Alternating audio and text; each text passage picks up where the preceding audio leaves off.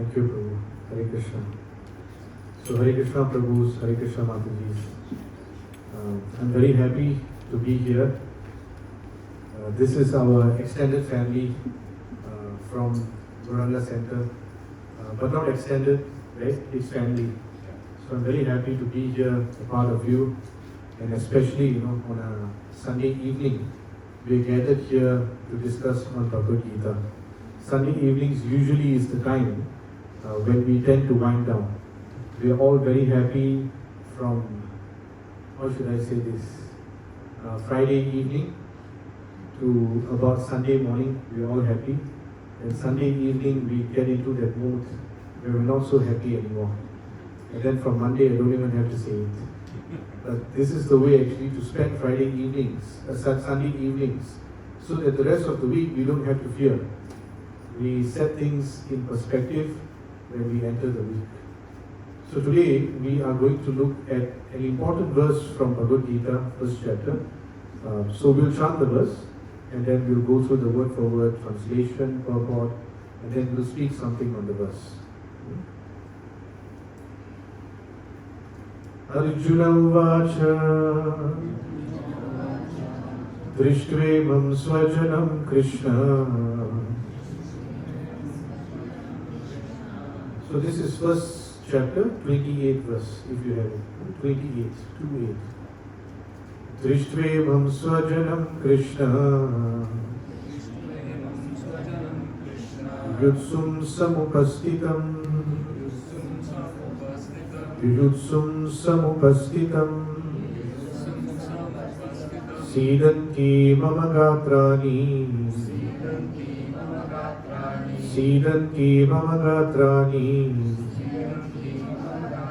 Mukham cha parishushati Mukham cha parishushati Arjuna Uvacha Drishtvevam Swajanam Krishna Yudsum Samupastitam Sidanti Mama Gatrani Mukham cha parishushati. Prabhu, anyone wants to repeat?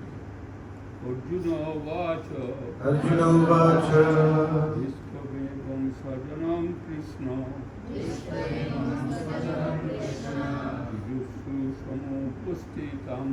Yudsum Samupastitam Sidanti Mama Gatrani Sidanti Mama Gatrani Mukham cha parishushati. Arjuna Uvacha Drishtvevam Swajanam Krishna Yudsum Samupastitam Sidanti Mama Gatrani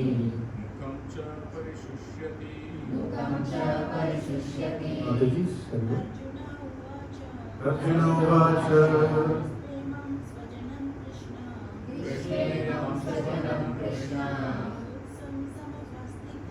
Yudsum Samupastitam Sidanti Mama Gatrani Mukham cha parishushati. Arjuna Uvacha Drishtvevam Swajanam Krishna Yudsum Samupastitam Sidanti Mama Gatrani. Please repeat the synonyms. Arjuna Uvacha. Arjuna said, Drishtva, after seeing, Imam, all these, Swajanam, kinsman, Krishna, O Krishna, Yudsum, all in a fighting spirit, Samupastitam, present, see the teeth, are quivering, Mama, my, Gatrani, limbs of the body, Mukham, mouth, Cha, also, Parishushati, is drying out. Translation and purport by His Divine Grace A.C. Bhaktivedanta Swami Srila Prabhupada Ki. Please repeat the translation. Arjuna said, My dear Krishna, seeing my friends and relatives present before me in such a fighting spirit, I feel the limbs of my body quivering and my mouth drying up. Please hear the purport.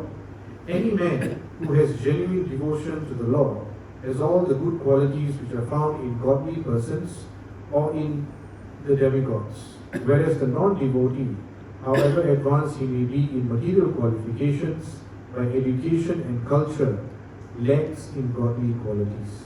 As such, Arjuna, just after seeing his kinsmen, friends and relatives on the battlefield, was at once overwhelmed by compassion for them who had so decided to fight amongst themselves.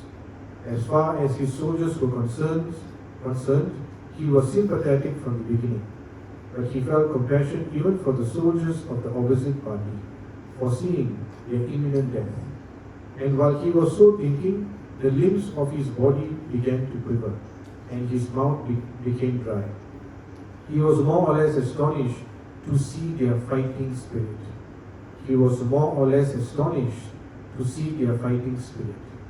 Practically the whole community, all blood relatives of Arjuna, had come to fight with him. This overwhelmed a kind devotee like Arjuna. Although it is not mentioned here, still one can easily imagine that not only were Arjuna's bodily limbs quivering and his mouth drying up, but he was also crying out of compassion. Such symptoms of Arjuna were not due to weakness, but to his soft-heartedness. A characteristic of a pure devotee of the Lord. It is said, therefore, Yasyasti bhakti bhagavati yakinchana sarve gunestatra samasate suraha arava bhaktasya kuto mahaguna manoratena satidhavato bhavihi. One who has unflinching devotion for the personality of Godhead has all the good qualities of the demigods. But one who is not a devotee of the Lord has only material qualifications that are of little value. This is because he is hovering on the mental plane and is certain to be attracted by the glaring material energy. Om Ajnanatimirandasya Jnananjana Shalakaya Chakshurmilitam Yena Tasmai Shri Gurave Namaha Sri Chaitanya Manobhisham Stapitam Yena Bhutale Swayam Rupa Kadamayam Dadati Swapadantikam Vandegam Sri Guru Sri Yuta Padakamalam Sri Gurun Vaishnavamsha Sri Rupam Sagrajatam Sahagana Raghunathapikam Tam Sajivam Satvaitam Savadutam Harijana Sahitam Krishna Chaitanya Devam Sri Radha Krishna Padam Sahagana Lalita Sri Vishakhavitamsha He Krishna Karuna Sindhu Deenabandho Jagatpate Gopesha Gopika Kanta Radha Kanta Namostute Tapta Kanchana Gauranye Radhe Vrindavaneshwari Vishabhanu Sute Devi Pranamami Haripe Vanchakalpatarubhyascha Kripa Sindhubhyevacha Patitanam Pavanebhyo Vaishnavebhyo Namo Namaha Jai Sri Krishna Chaitanya Prabhu Nityananda Sri Advaita Gadadhara Srivasadi Gaura Bhaktavranda Hare Krishna, Krishna Krishna, Hare Hare, Hare Rama, Rama Rama, Hare Hare. So Hare Krishna, this verse is a very instructive verse for anyone who were to actually pick up the Bhagavad Gita, because this verse is speaking about family members fighting with each other. That's all there is to the verse.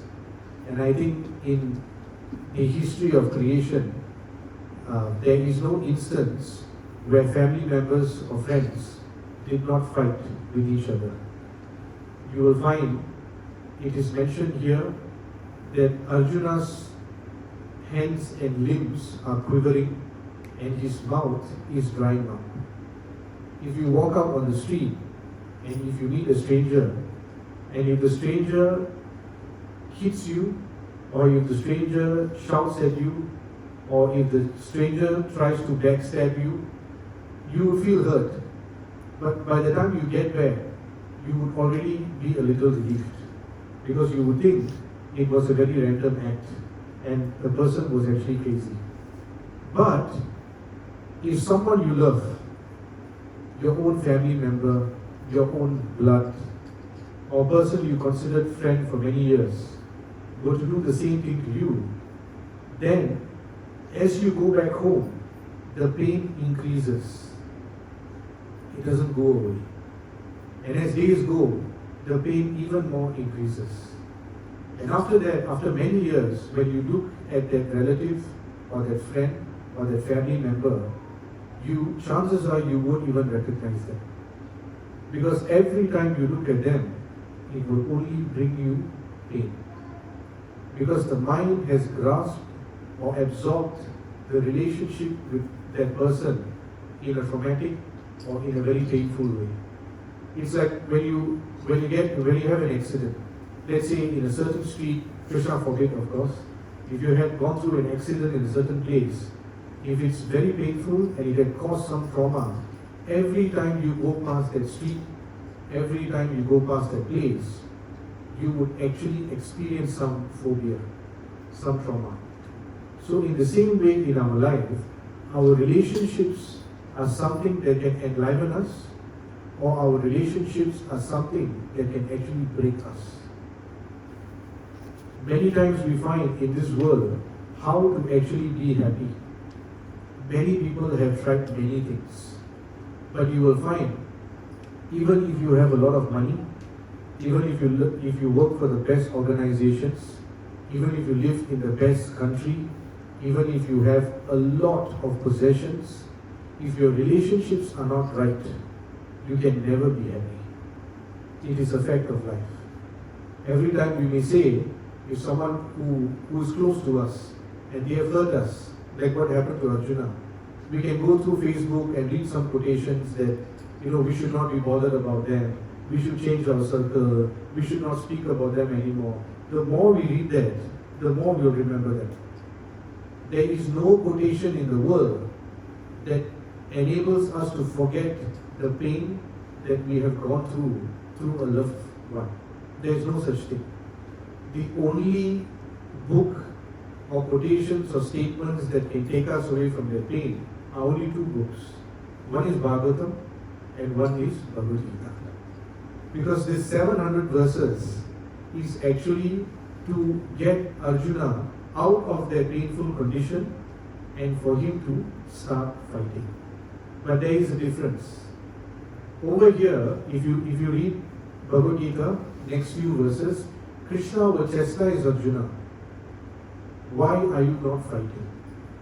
He will chastise.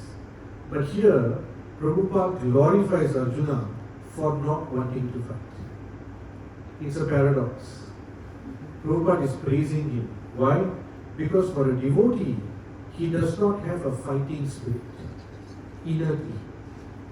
That means anything he sees, he wants to fight. Now if you look at social media, someone will post something, in the train something is happening. Everyone comes out with their fighting spirit. It should not have happened in this way. This is what that should have happened. Donald Trump should have done this. Putin should have said this. The fighting spirit comes out. But there is no value to that fighting spirit. There is no value. So, Bhagavad Gita tells us, Prabhupada is telling us, because Arjuna was kind, he did not want to fight for his own pleasure. That is why he was qualified to fight. A person who wants to hurt others for his or her own pleasure is not qualified to fight.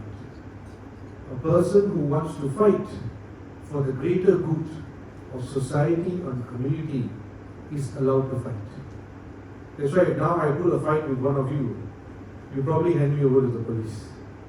But if you are on a battlefield and I'm wearing my army uniform and you are wearing your army uniform and we fight, you can't call the police on me. Right? The police will scratch their head. It's the battlefield. Right? You are all fighting for a greater good. You are not fighting for yourself. You are fighting for something that is bigger than yourself. But this verse is focusing on fight between people, or especially friends and relatives who are near and dear. Why does this fight happen? In Bhagavatam 10 Canto, this is actually given. Sannikarsho atra matyana anadharana karanam gangam hitva yatan yavas tatratyo yati shuddhahe. Sannikarsho means it happens because there is proximity between two persons. You know, when you're at home, or not at home, when you are going to get married, or when you're acquainted, with someone that you like, men with women, women with men. When you see them, you feel very fresh every day. Very nice.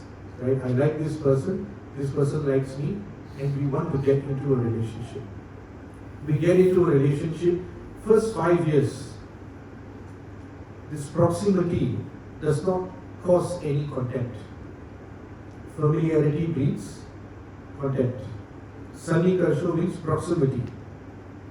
The more you keep looking at the same face over and over and over again, what happens? Not so fresh anymore. Right? Gets a bit boring, so trying to introduce a third face. So the child comes. Then we look at the child, also we get bored, let's have a second one. It's not wrong to get married, it's not wrong to have children. But in material world, these relationships play out in this way. We get bored. So Sannikarsho atra matyana, the proximity causes contempt. Anadharana. And what do? We start disregarding them. If wife were to tell something on the first day of the marriage, the husband will listen. After 10 years, the wife says the same thing. The husband will think, so what? I'm seeing you every day. Better I listen to my boss than listen to you. And vice versa. It's like that. Anadharana karanam. Gangam hitva yatan yavas tatratyo yati shuddhahe. So what happens is, Bhagavatam is so graphic, it says that if you had Ganges flowing outside your house, you would still go to a place like Haridwar to take part in the same Ganges. Why? Because this Ganges is boring. Because you're seeing it every single day. The Ganges in Haridwar is more purer. But is Ganges more purer? If you are, let's say, in Mayapur and Ganges is flowing, is it less purer than the Ganges in Haridwar? How many of you say it's purer? There is no such thing. There is no such thing as purer. Pure is pure. How to become purer? Purity means it's pure.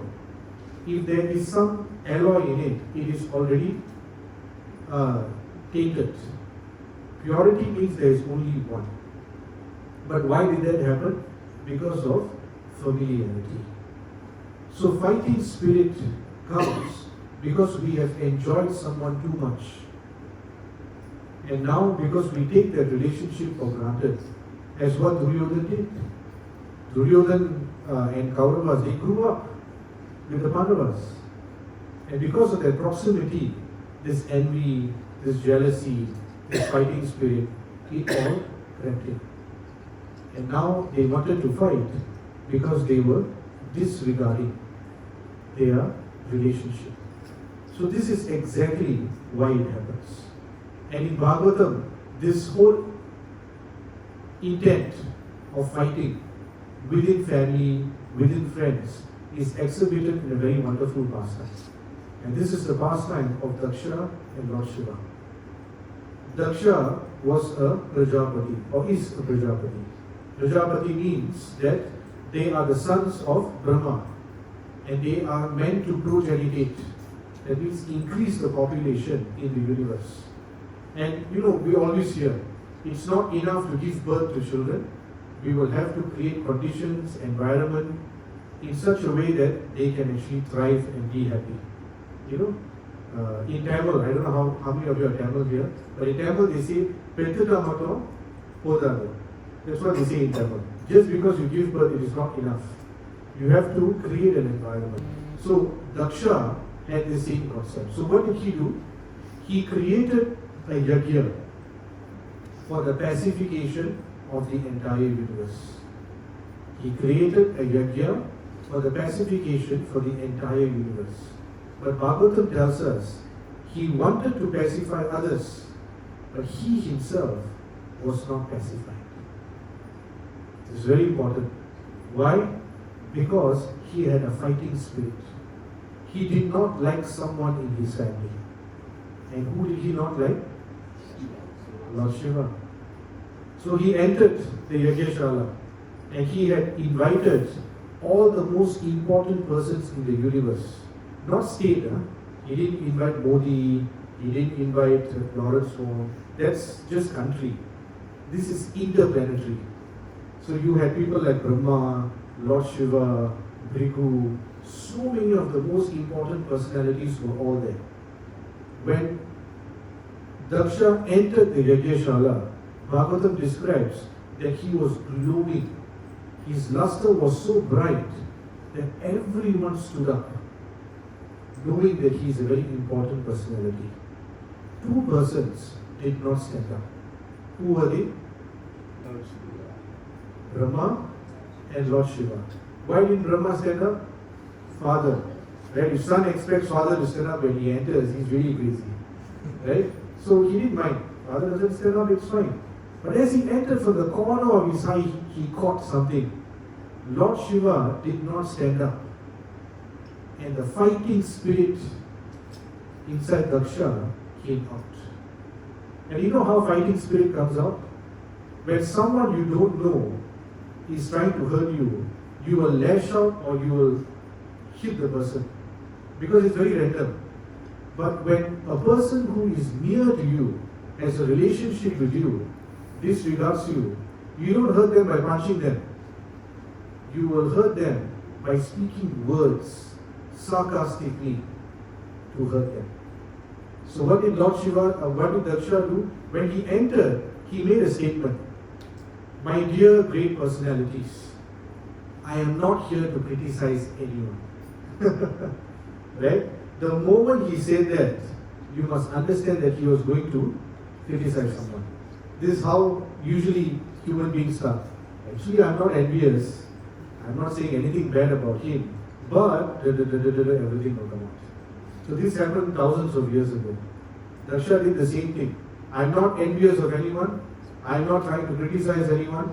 But look at this guy. Look at this fellow. Right? I got my daughter married to him. And he's so dirty. Lives in the crematorium. Mixes with ghosts. Mixes with goblins. Has a snake around him. So inauspicious. Has the eyes of a monkey. Very, very harsh. You know, if you are in the midst of people you don't know, someone criticizes you, you will feel hurt, but you won't feel so hurt. But if you are in the assembly of very important people and you are insulted by someone, that insult you cannot bear. And these were the most important people in the universe. And Daksha had a go at Lord Shiva. Why? Prabhupada writes in the purport that Daksha was always envious of Lord Shiva. Always. Why? Because he knew even though he is my son-in-law, he is greater than even my father. It is known, even to Brahma it is known that Shiva is greater than him.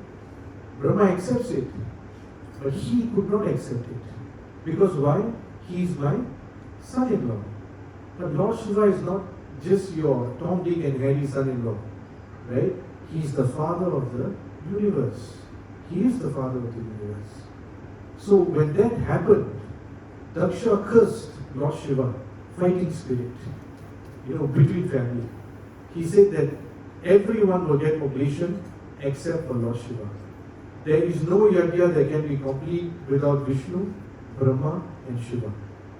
If you don't give oblations to Lord Shiva, after inviting him, it's a great offense. And he just leaves. And what happens? Lord Shiva hears this, but what does he do? He remains silent. He remains silent. You know, Lord Shiva has the most powerful weapons for war. You know why he was qualified to have it? Because he had no fighting spirit.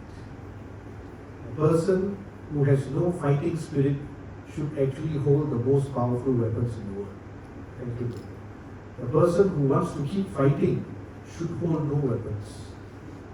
But Lord Shiva was like the god of war. You know, he had all the powerful weapons because he did not want to fight with anyone. No one. So he remained silent. But his fighting spirit was contagious. You know, in a family, if 1-2 persons start fighting, everyone else will join the party. Everyone else will come into the picture, criticizing each other. So what happened? Nandi started criticizing Prabhu. Prabhu started counter-cursing Nandi. You all are animals. You know, you all are associated with Shiva.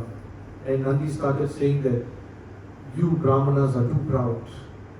So all this counter-cursing was going on. And Bhagavatam tells us that Lord Shiva became very morose, very hurt in his heart. Because he felt, this Nandi and all my followers have been associated with me for so long. Is this what I taught them? And look at the Brahmanas.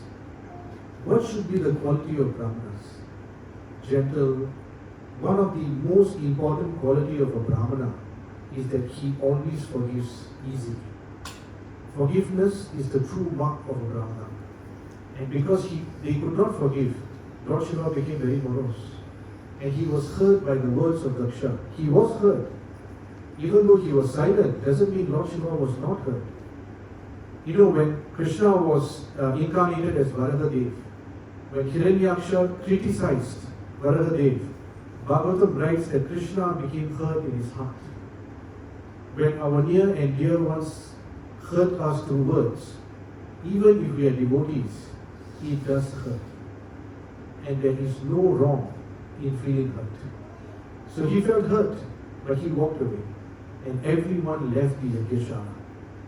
Lord Shiva went to Mount Kailash and he was there with Mother Sati. This is now episode 2. Right? Episode 1 ended, episode 2 is starting. So when they went back, by the time episode 2 is starting, Daksha had already organized another yajna. First yajna was organized because he wanted to pacify the whole universe. But did he pacify anyone? He agitated everyone. So this is the point to be understood. If our intent is to pacify others, the fighting spirit in us, that has to be calmed. If not, even if we are doing yajna, even if we are organizing spiritual paraphernalia, it will continue to be agitating because we have a fighting spirit in us. So what happened? He organized second yajna. And when he organized the second yajna, this RSVP list, you know, if let's say we are organizing our children's marriage. I remember when my parents were organizing my marriage, I was there participating in them coming up with the RSVP list. And there was so much of talk. Should we invite this person? This person is not talking to us. This person didn't invite for their children's wedding. And I was scratching my head. Just invite. But you know, as you grow older, when the proximity is too much, you tend to get agitated by people. So one by one struck. Over here, who was the only person struck out? Lord Shiva. He struck Lord Shiva out, and that means Sati was also struck out. And the yajna started. And I don't know why, but all those people who were invited to the yajna flew past Mount Kailash where they were going to the yajna. And they were all dressed in very opulent manner. And Sati was looking at them. So when Sati saw that, she asked her husband very gently, "My dear husband, all my relatives are going to my father's yajna. Can I also go? Please allow me." And there, I will read to you some verses. Lord Shiva, Sati will tell Lord Shiva that my relatives are there, my friends are there. So I would also like to go dressing myself up. And then Lord Shiva just stops. He smiles. See, Lord Shiva is not in a fighting spirit. Usually what happens in the office, we will lash out at home. Right? Our wife, our husband, our children, they get the best part of that fighting spirit. But over here, Lord Shiva was hurt.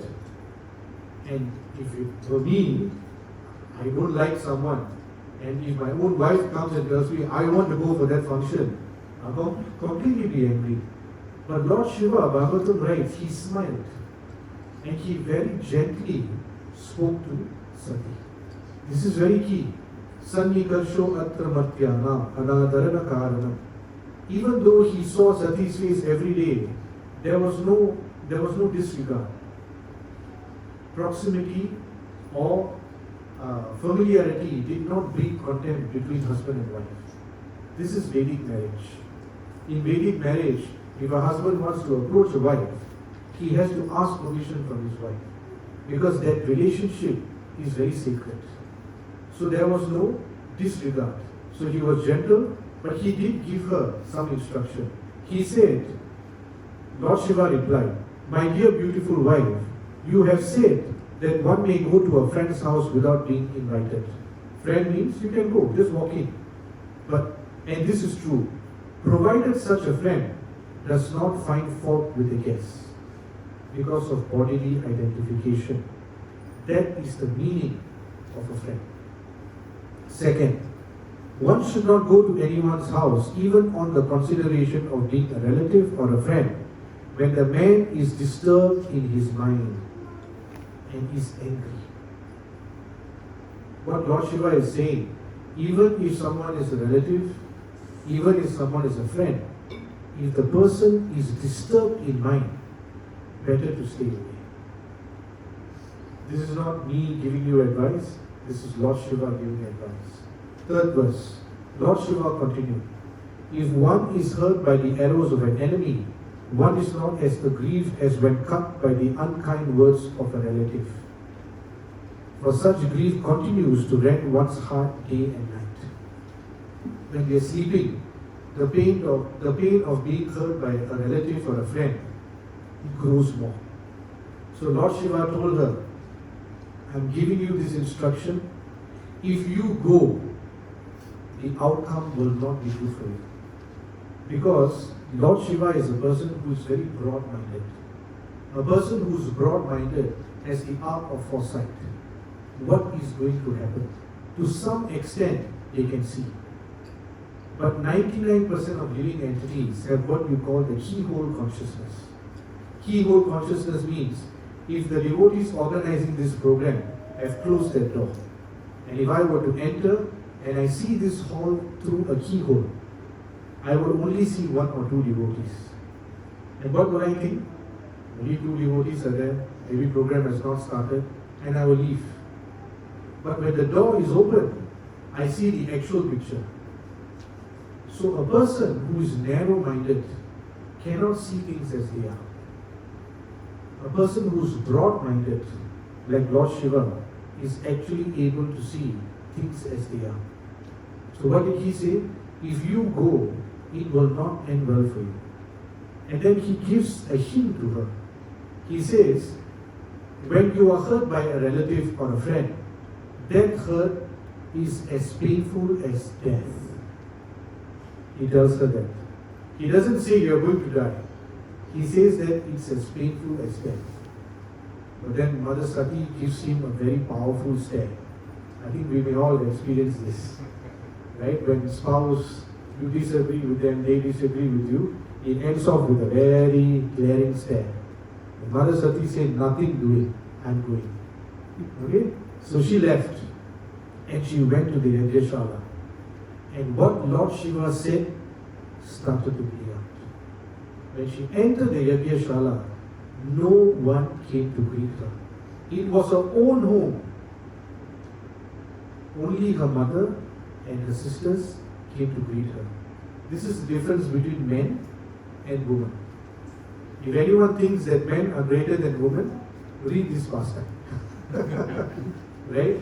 Own family member. Only the ladies came out. What was Daksha? He completely ignored her.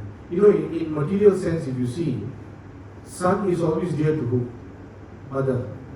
Daughter is always dear to?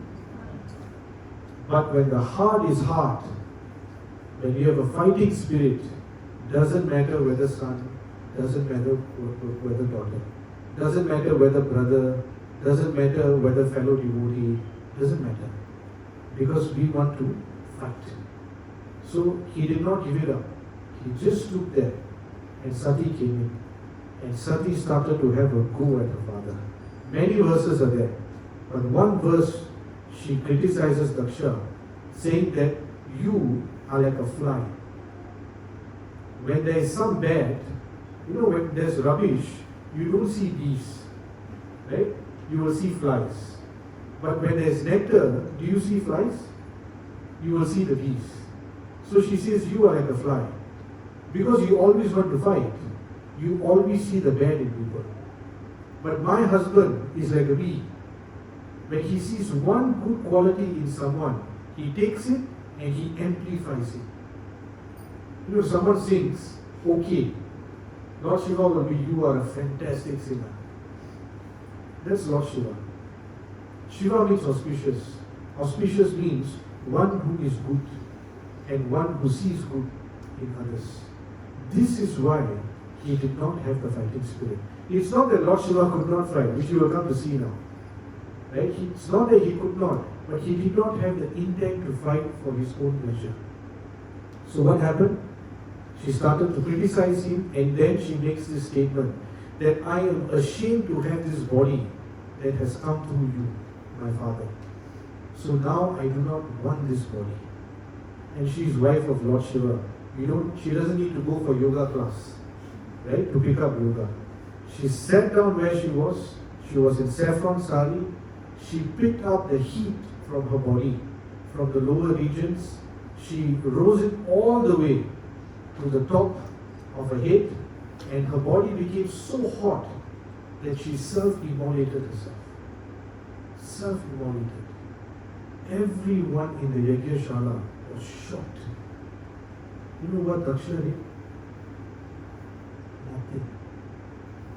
His own daughter had literally committed suicide in front of him.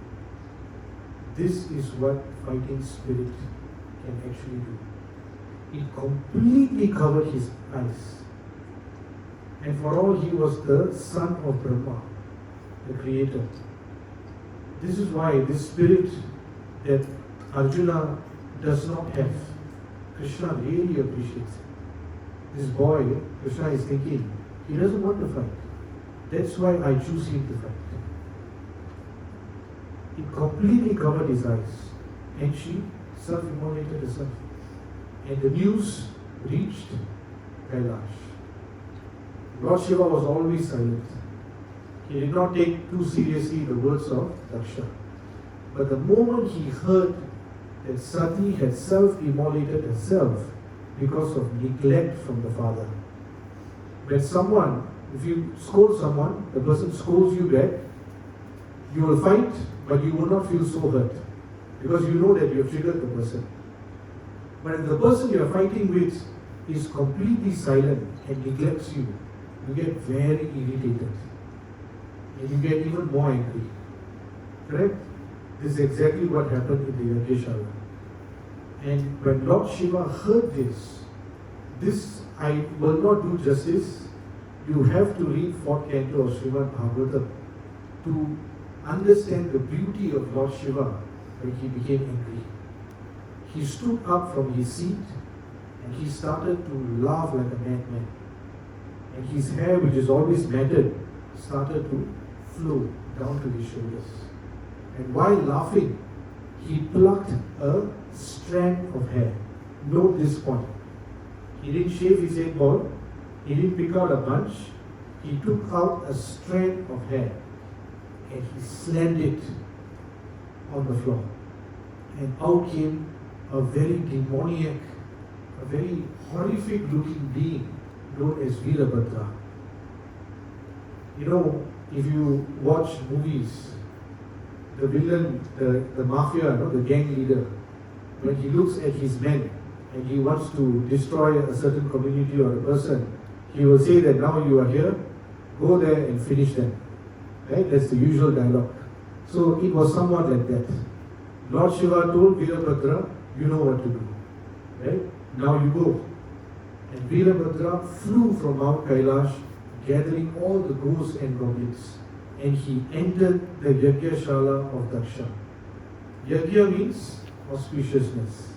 To create auspiciousness. To create pacification of the universe. But the moment Veerabhadra was close to the Yagyashala, what happened? The sky turned dark. There were crying sounds. The donkey started to bray. The jackal started to howl. There was stool and pus falling from the sky. The Yagyashala that was meant to be auspicious became completely inauspicious. Why? He had the ghee, he had the cows, he had the twigs, he had the kusha grass, but he did not have the heart. He did not have the heart because he always wanted to fight.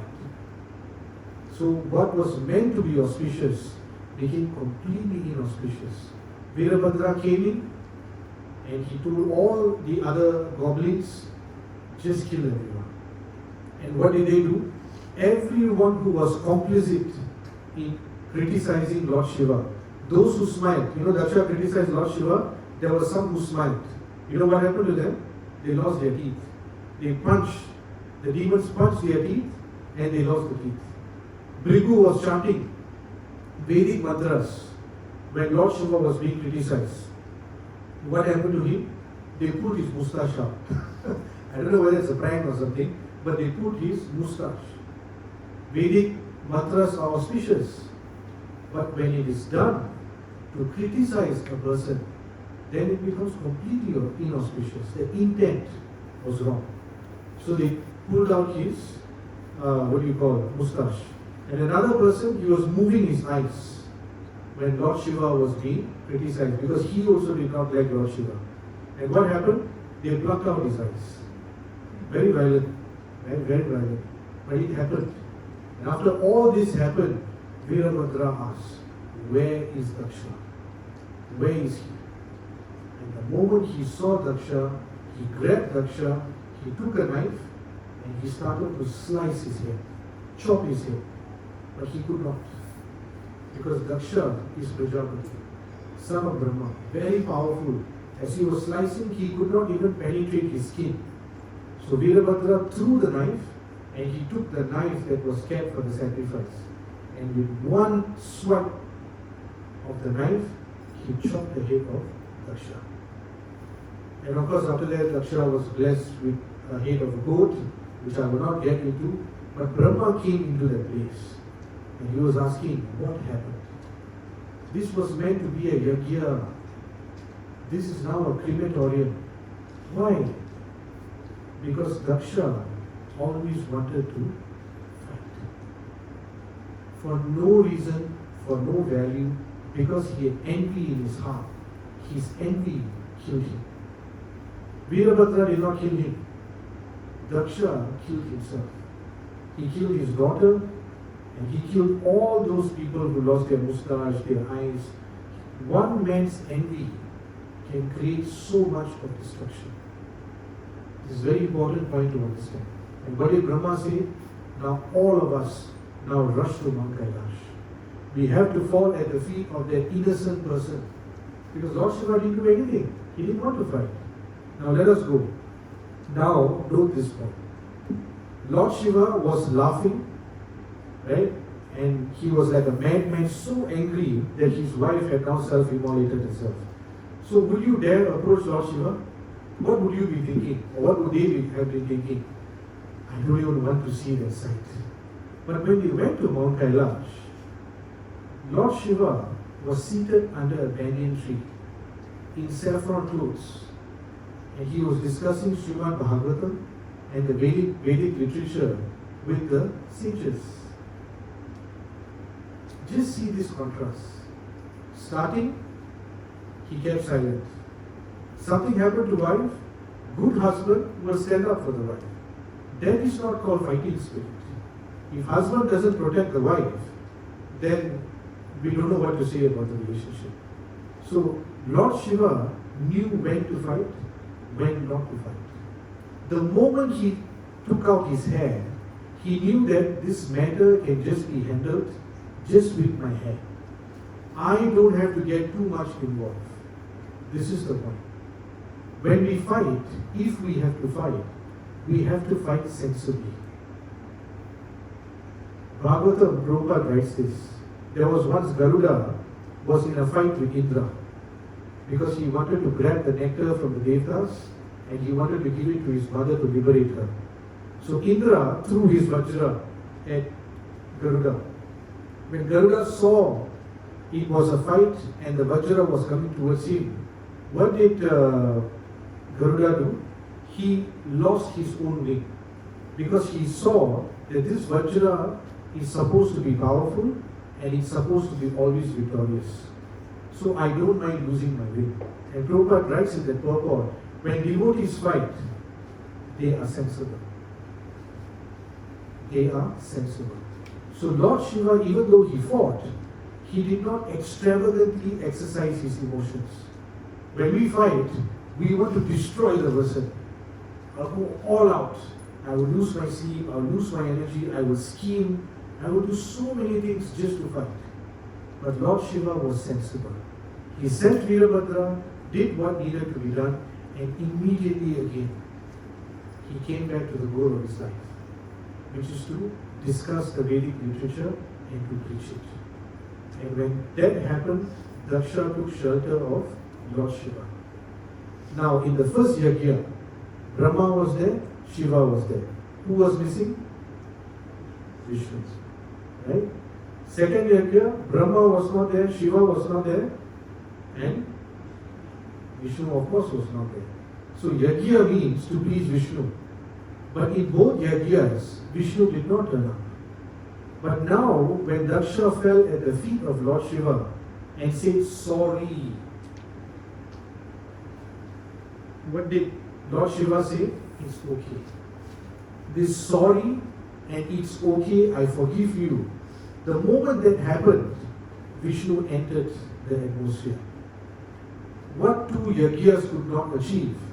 One sorry and one I forgive you could actually achieve it. This is what Krishna looks out for. He's not looking for grand things.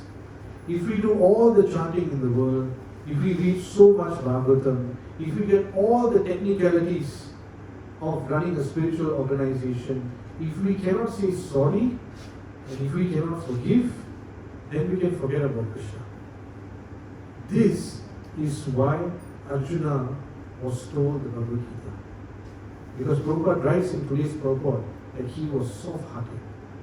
He was a warrior, Kshatriya, but inwardly he was soft-hearted. And one may ask in conclusion, how do we actually do this?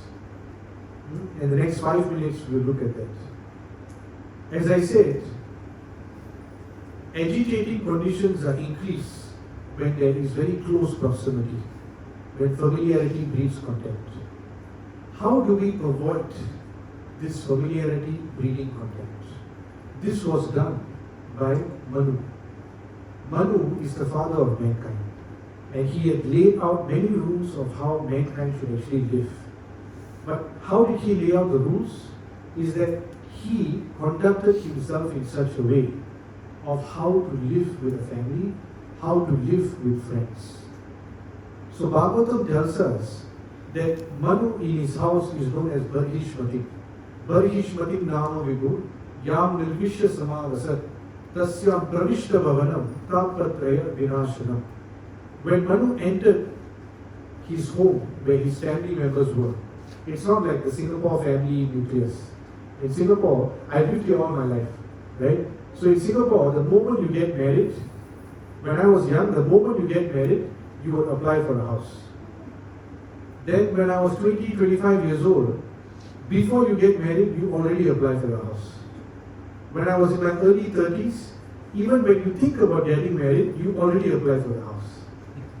So the conclusion is that no one wants to live with the family. Because they know in Kali Yuga, it's trouble. Right? It's worked out, but in Vedic culture, it's not exactly like that. So when he entered his house, Barhishmatin, his entire house, his whole entourage was there. But when he entered, three things did not touch him. Tapatraya Vinashanam. Misery caused by natural disasters, miseries caused by our own mind, and miseries caused by others. He never entered his house.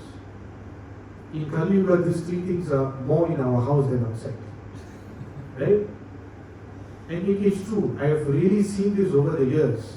You know, when I was working in the CBD, when I was in my 20s, it was just the office, and they had like a cafeteria or a restaurant where you can go and eat. Now fast forward, if you go to the CBD, when you come down, it's all pubs where you can drink liquor. And many of my friends, they actually, 4 o'clock, they will already be down. And sometimes I ask them, you guys don't go home? And some of them give me a very astonishing reply. They say that I don't want to go home. Because when I go home, I feel more stress. So to drown my stress, I rather spend time. So what do the business owners do? They capitalize on this. And then you see the expansion. But Brahma, when he went home with his family, very happy. What was the secret? What was the secret? Now you would think I'm going to say that chant for 16 rounds. Wake up for Mangala Aarti. Do all your devotional service. You know what the next verse is? Sabharya sapraja kama bubuje anya virodatah sankiyamana satkitihi shastrivi suragayake prati ushesh anubhandena hridashranvan hare kataha. The first 2 lines says that Manu enjoyed his life with his wife and children. This is the first thing that he did. It is not the chanting and the reading of Bhagavatam. If those living in the house cannot love each other, those we are seeing every week in the programs, if we cannot love them, how can we love someone who is outside? What cannot be done within the 4 corners of the wall cannot be done outside. If we do it outside, it's only show. It is just a reflection of our false ego. It must start within the 4 corners of the wall. Manu did it. How did he do it? Prati Ushesh. Usheshu means in the morning. Prati Usheshu means every morning he got up early. Hrida Shrinvan Hare Kataha. When his wife didn't wake up, when his children have not gotten up, in the morning, after a nice shower, he sits down to hear with his heart the glories of Lord Hari. Now do you see Prabhupada's process coming into play? What do we all do when we wake up in the morning? Mangala Aarti. We chant, we hear Guru Ashtaka, we sing Tulsi Aarti, we sing Narasimha Pranam. What are we doing? We are chanting the glories of Hari when everyone else is asleep. This enabled Manu to be loving towards everyone, because in the morning he knew who his first love was. Not his wife, not his children, it was Hari. Because he realized that, he loved everyone. And how did he do this? Ayata yamas tasyasan yamas swantara yapanaha shrinvato dhyayato vishnu purvato bruvataha krataha. He did 4 things which made him the Shekuru Bhagavat Param. Even though he was a householder, he was called a Bhagavat Param. He is a saint. What did he do? Shrinvato, he heard. Dhyayato, what he heard, what he read in the morning, he contemplated on it. This is how I must behave. This is how I must do my duties. Purvato, and Prabhupada translates Purvataha as writing down. So nice. Right? He wrote notes. When exams come, we all write notes, right? When we go for a course, we write notes. But Bhagavatam, we don't write notes because we think it's okay, no exam. But that exam is already in play. The final exam is coming for all of us. How much notes we must write in Srimad Bhagavatam? Bruvataha Kataha. Then he spoke. And because of that, Manu was like Arjuna. He created space in his mind in the early morning. Because sometimes when our mind is too cramped, what happens is we only see what we see. And that's why we have that fighting spirit. But when you create space, when you give people space, when you give yourself space, then what happens is when you drop something in a river, it fluctuates. But when you drop something in an ocean, the waves don't fluctuate so much.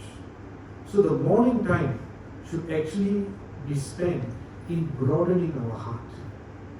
So when some ill feeling from another, a harsh word from another drops into that ocean in our heart, it doesn't create so many ripples. And those four things, hearing, contemplation, writing down, and speaking about Lord Hari will create this space. And then we are enabled to fight only for the right reasons. And even if we are fighting for the right reason, we only do enough. But immediately, like Lord Shiva, we come back to our actual duty. So thank you very much, Prabhu Mataji, for very patiently hearing Hare Krishna. Do we have time for any questions, Prabhu? Or we do? Anyone has questions, comments?